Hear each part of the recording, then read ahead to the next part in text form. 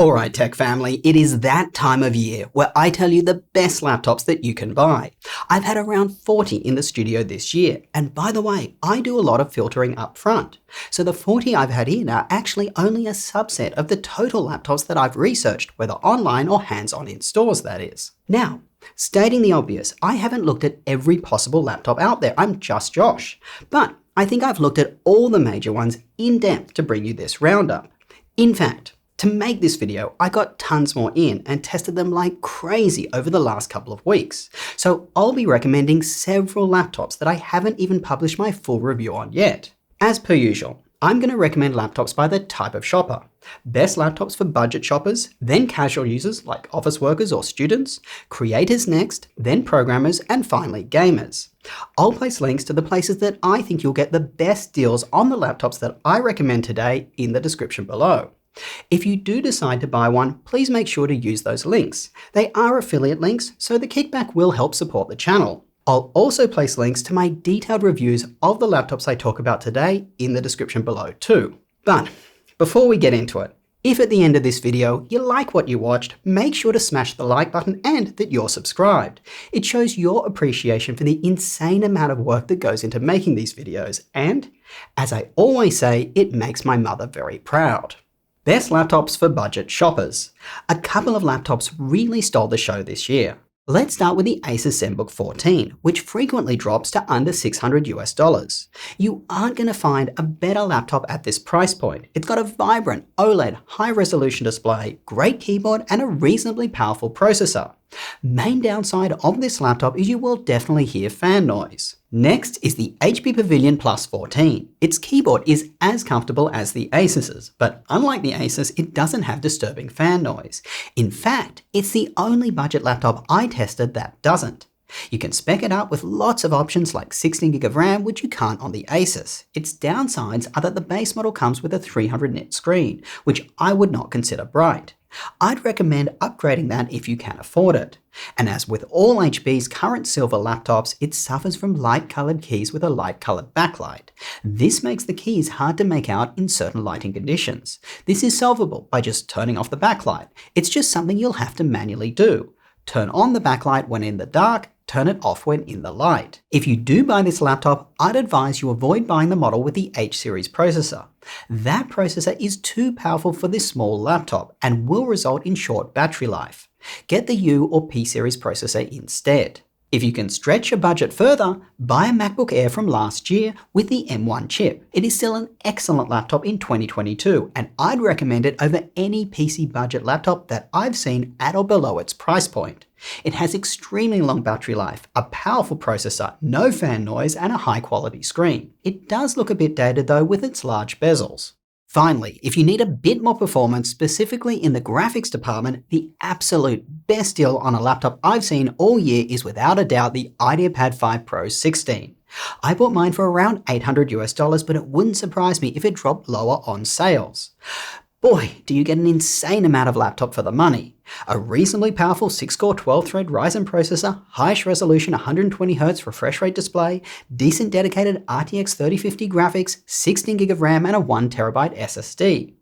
You can do pretty much everything reasonably well on this machine. It's powerful enough with a crisp enough screen for coding.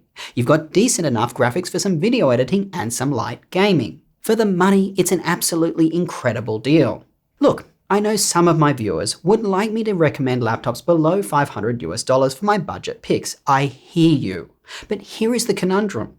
Right now, if you go below that price point, there is a significant drop in the quality of the laptop. Washed out screens, painfully slow performing laptops, etc, etc. For a price sub $500, I truly think you'd be better off buying a better laptop from a prior year on a big sale or a second-hand or returned laptop. Check out this crazy deal I caught on an open box at Best Buy, i.e. a returned laptop. It's a 2022 Yoga 7i for around $450. This is an extremely high quality laptop for the price. Manufacturers may also have outlet stores like Dell's, which often accepts coupons to drop the prices even further.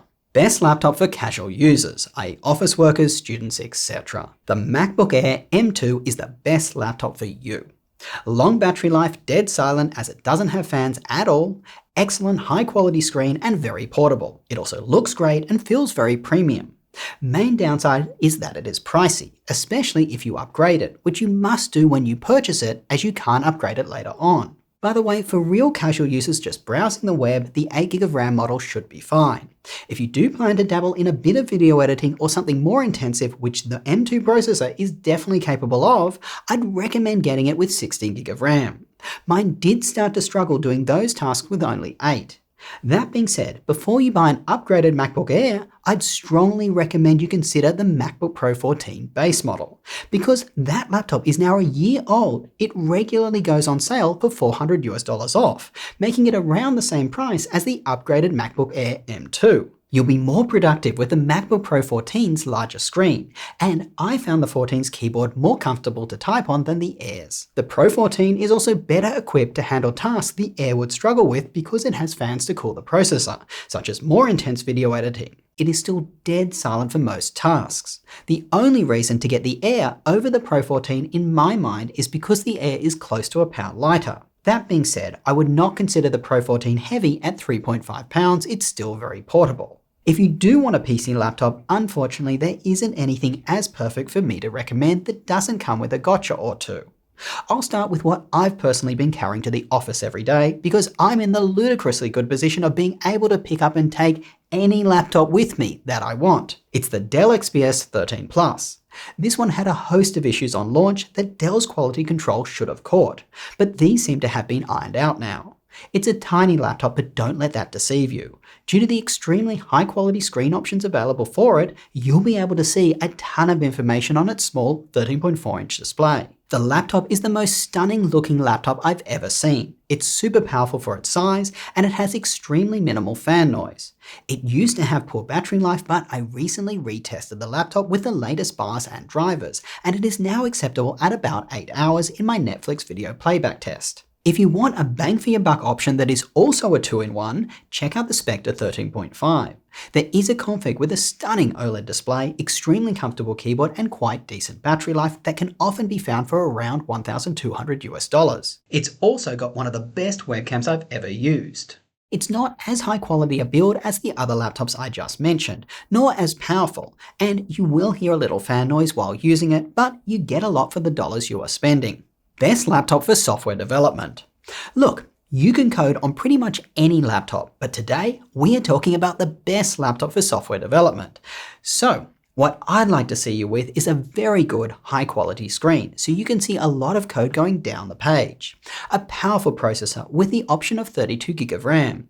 This will give you flexibility to do things like run multiple VMs on the same laptop, or do some intensive concurrent or simulation coding. Bonus points if the laptop has an NVIDIA graphics card for CUDA acceleration. I'd also like the laptop to be portable so you can travel with it. And very comfortable to use. That means it shouldn't feel distractingly warm to the touch while you're using it, and it shouldn't have noticeable fan noise. With that in mind, the Apple MacBook Pro 14 is the best laptop for programmers right now. It literally has everything I just said other than NVIDIA CUDA graphics. Yes, it came out last year, but it's still the best. The good news is, as I said earlier, you should now be able to find it for several $100s off using the links in the description below. Same goes for the MacBook Pro 16, which is what I recommend if you want a larger coding laptop. If you want something smaller, go with the MacBook Air M2. If you don't want an Apple laptop, I'd take a look at the Legion Slim 7i for 2022. It's an extremely powerful laptop that is a joy to use because of its bright, fast refresh rate display and its phenomenally comfortable typing experience. The keys have a satisfying tactile feel to them. The keyboard deck is super rigid, and you almost never feel any warmth from the laptop while using it. It's also extremely quiet for casual use. Plus, with the powerful NVIDIA graphics that this laptop comes with, you'll have access to CUDA and be able to do some solid AAA gaming in your breaks. The downside of this laptop is that 8GB of RAM is soldered, so it will max out at 24GB. And for coders, I'd strongly recommend the brighter, high-resolution 2560 by 1600 panel, so your code looks sharper on screen. If you want a PC laptop that is super portable for coding, I'd go with the XPS 13 Plus that I already mentioned. It has phenomenal display options that will ensure you see a ton of code on screen. It has a very comfortable keyboard, little fan noise, and can be had with 32GB of RAM.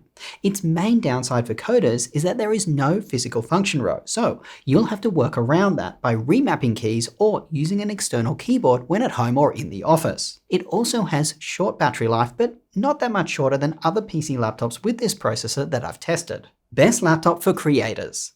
This category is completely dominated by Apple's MacBook Pros. The Pro 14 and 16 have been out for over a year, but they still annihilate the competition. The main reason they dominate is that they are the only laptops out there to bring you extremely high performance with almost no fan noise and heat while using them, even for heavy performance tasks. You've also got a bright color accurate display, long battery life, and a fast SD card reader, plus excellent speakers that you could probably use and not even bother with headphones or external ones. And finally, they can be kitted out with the things you need as a creator, like large amounts of RAM and storage. Just make sure you do it at the time of purchase, as you can't upgrade it later on. If you want a PC laptop to create on, the Dell XPS 17 is my favorite. It has a stunning 17-inch display. It's powerful with user upgradable RAM and storage. The reason I strongly recommend it over its more portable 15-inch brother is because the XPS 15's keyboard gets very warm to the touch, even for casual use like browsing the web. The 17-inch doesn't, and the 17-inch is available with more powerful graphics. Don't be too scared off by the XPS 17's large screen size as equating to the laptop being massive. It's actually quite compact. It's around the same size as my video editor's Aero 15 with a smaller 15.6-inch display. Best laptop for gamers. The best gaming laptop is the Legion 7. I love this laptop. Even though it's supposed to be a loaner from Lenovo, it isn't going back. I'm keeping it. It has sat on my desk for the last 6 months as my primary laptop, which is probably why I haven't got around to making a video on it yet, because I'm using it. Here's what makes it so special. It's super powerful for gaming, has a bright, fast refresh rate display, mux switch, extremely comfortable keyboard, upgradable RAM, and just oozes quality in its build. It's also dead silent when being used for casual tasks, which is extremely rare for a gaming laptop. If you want something lighter and cheaper, the Slim 7 is also fantastic for pretty much all the same reasons. It isn't quite as powerful though. The only downside with the 7, which funnily enough doesn't happen on the Slim 7, is that you will feel a tiny bit of vibration when gaming from the fan on the left palm rest. This happened on last year's Legion 7 too, and on both my Legion 7s from this year. Yes, Lenovo ended up sending me a second one. Please note, the Legion 7 has fully upgradable RAM, whereas the Slim 7 has one 8GB stick soldered. Both the Legion 7 and Slim 7 are available in both an Intel 7i variant as well as the regular 7 AMD variant. I own both of them, and the Intel model performs better, has similar battery life, and gives you a faster Thunderbolt port. I am going to do a head-to-head comparison of AMD versus Intel of these two laptops, so make sure you're subscribed for that. Now, if you can't afford the Legion Slim 7 and you want something even cheaper, I'd get the Acer Predator Helios 300. It's the only gaming laptop that I've seen to date that has dropped below $1,000 and has a powerful RTX 3060.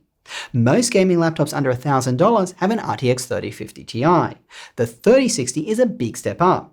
But unlike all the other laptops I've talked about today, I haven't actually used it. Well, don't worry Josh, because I have. The newly redesigned Helios 300 is one of the best gaming laptops this year, and it offers an excellent gaming experience thanks to a combination of good screen, high GPU power limit, and a mux switch. Now, some of you may be thinking, why didn't I recommend this laptop or that one? Rather than cram it all into this video, I'm going to do a follow-up one on the popular laptops I didn't mention today and why I didn't. So if there is one you want me to talk about, post it in the comment section down below and I'll try to get to it. Well, that's all for today, folks. I hope you enjoyed this video and it helped you pick your next laptop. If it did, you know what to do. Show your support for the channel by clicking the like button and ensuring you are subscribed. If you need more help picking your next laptop, make sure to join our Discord channel where vetted laptop specialists are standing by to help you out. If you'd like sneak peeks at upcoming tech or you're interested in my life outside of YouTube, make sure to follow me on Instagram, Twitter, and TikTok, links down below. Till next time, go do something awesome with your day and I will catch you later.